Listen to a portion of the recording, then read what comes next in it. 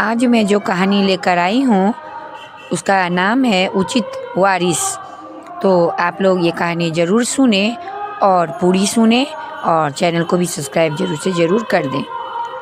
रामू अपनी माँ और भाई बहनों के साथ गांव में रहता था। उसके पिता शहर में किसी सेठ के यहाँ माली का काम करते थे। उसके पिता के सेठ बहुत ही दयालु व्यक्ति थे। उनके पास बहुत धन और दौलत थी। वे रामू और उसके भाई बहनों के लिए कपड़े भिजवाते रहते थे।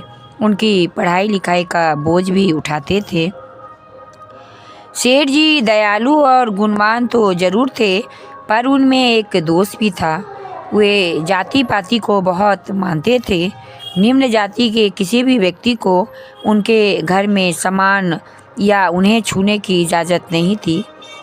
एक दिन अचानक रामू के पिता की मृत्यु हो गई। रामू का परिवार बेसहारा हो गया। सेठ जी को उनके परिवार की चिंता हुई। उन्होंने रामू को अपने बगीचे का काम सौंप दिया। सेठ जी के घर आकर रामू को पता चला कि सेठ जी के 2 पुत्र और 1 पुत्री हैं। वे तीनों विदेश में रहते हैं। सेठानी की मृत्यु के पश्चात उन तीनों ने सेठ जी को भी अपने पास विदेश में बुलाने का प्रयत्न किया, किंतु अपने घर और स्वदेश प्रेम होने के कारण उन्होंने विदेश जाने से साफ इनकार कर दिया। इस कारण उनके तीनों संतान अपने पिता को छोड़कर वापस विदेश चले गए। इतने विशाल महल में अपने मालिक को अकेले देखकर रामू को बहुत हैरानी हुई। वह सोचता, इतने बड़े घर के मालिक का मन कैसे लगता होगा। कई बार उसका मन करता था कि वह उनसे पूछे। एक बार उसने डरते डरते पूछ ही लिया, मालिक, क्या मैं आपको दादाजी कह सकता हूँ? सेठ जी के हाँ कहने पर रामू प्रसन्न हो उठा। वह चाहता था कि इधर उधर की बात करके सेठ जी का मन बहलाए, पर सेठ के व्यवहार व उसके क्रोध से उसे डर भी बहुत लगता था। दादाजी के गंभीर चेहरे और उसके हाथ में छड़ी देखकर वह वैसे ही डर जाता था। वह केवल बगीचे में ही घूम सकता था। घर के अंदर जाने और किसी चीज़ को छूने की इजाज़त उसे नहीं थी। वह घर की किसी भी चीज़ को छू नहीं सकता था। बगीचे की सफाई, स्नानागार की सफाई धुलाई, बस यही काम था उसका। एक बार गलती से उसने वॉश बेसिन के चमचमाते नल को छू दिया। दादाजी ने उसे ऐसा करते देख लिया था। बस फिर क्या था, उन्हें बहुत गुस्सा आया और उन्होंने अपने खाना बनाने वाले श्याम को उसे पीटने के लिए कहा और खाना बनाने वाले श्याम ने उसे छड़ी से बहुत मारा। इसके बाद नल को मिट्टी से मांजकर धोया गया, फिर उस पर गंगा जल डाला गया। रामू बुरी तरह डर गया था। उसने हाथ जोड़कर और दूर से ही पांव छूकर दादाजी से माफ़ी मांगी। तब वह जाकर वहां रह पाया और उसे यह बात समझ में नहीं आई कि उसके नल छू लेने से वह नल अपवित्र कैसे हो गई।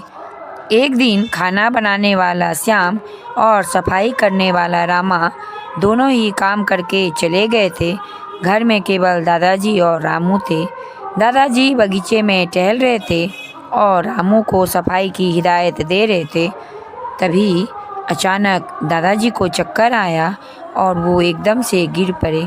उनका चेहरा पीला पड़ गया और पूरा शरीर पसीने से भीग गया। रामू को कुछ भी समझ नहीं आ रहा था कि वह क्या करे।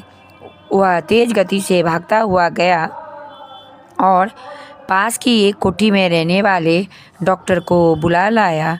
डॉक्टर ने आकर दादाजी की जांच की और उन्हें एक इंजेक्शन लगाया।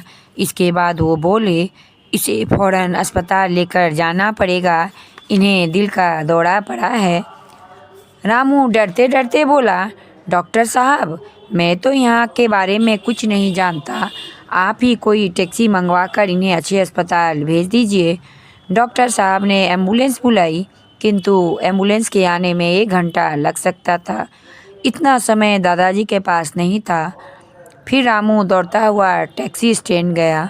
वहाँ से टैक्सी लेकर आया और टैक्सी वाले की सहायता से उसने दादाजी को टैक्सी में लिटाया और पास के एक बड़े अस्पताल में ले गया। जब दादाजी को स्ट्रेचर में लिटाकर इमरजेंसी की तरफ ले जाया जा रहा था, तभी वह भी दौड़ रहा था और वहाँ के एक डॉक्टर से टकरा गया। डॉक्टर के मुड़ने के कारण डॉक्टर का ध्यान दादाजी की तरफ गया। वह देखकर दादाजी को हैरान रह गया, क्योंकि वह दादाजी के बड़े बेटे का मित्र था।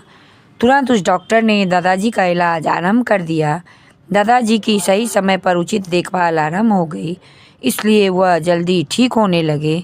जितने दिन दादाजी अस्पताल में रहे, उतने दिन रामू घर भी नहीं गया। हमेशा उनकी सेवा में वह वहीं बैठा रहा। एक दिन वह बैठा बैठा सोच रहा था कि दादाजी को टैक्सी में लिटाते समय उसने उन्हें छुआ, तभी तो उन्हें वो अस्पताल ले पाया।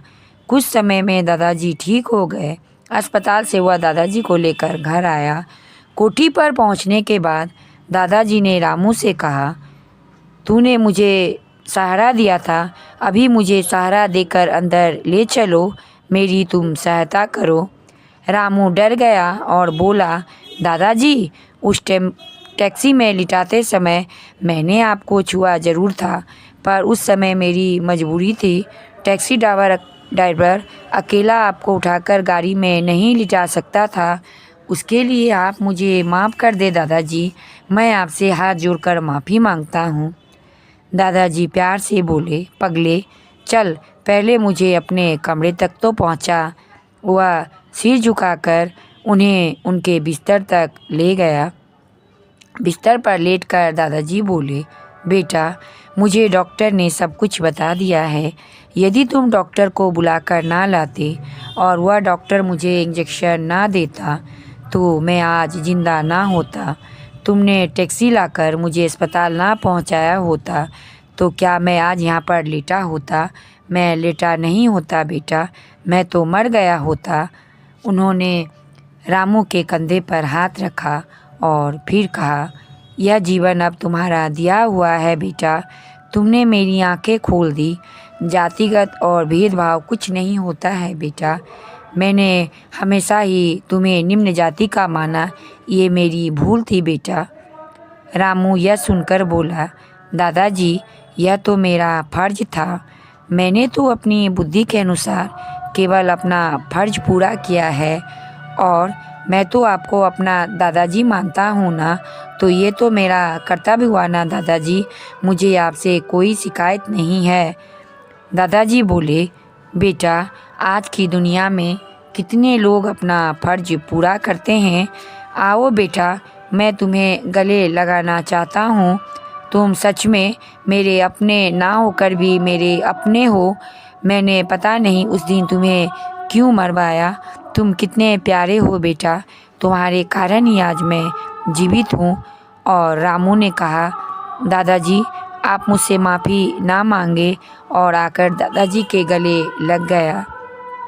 दादाजी ने रामू को गले लगा लिया और वो रो पड़े और उन्होंने बार बार कहा, बेटा, मुझे माफ़ कर दो। तब रामू ने कहा, आप मुझसे माफ़ी ना मांगे दादाजी, आप बड़े हैं और हमेशा मुझे दादाजी का आप प्यार दीजिए।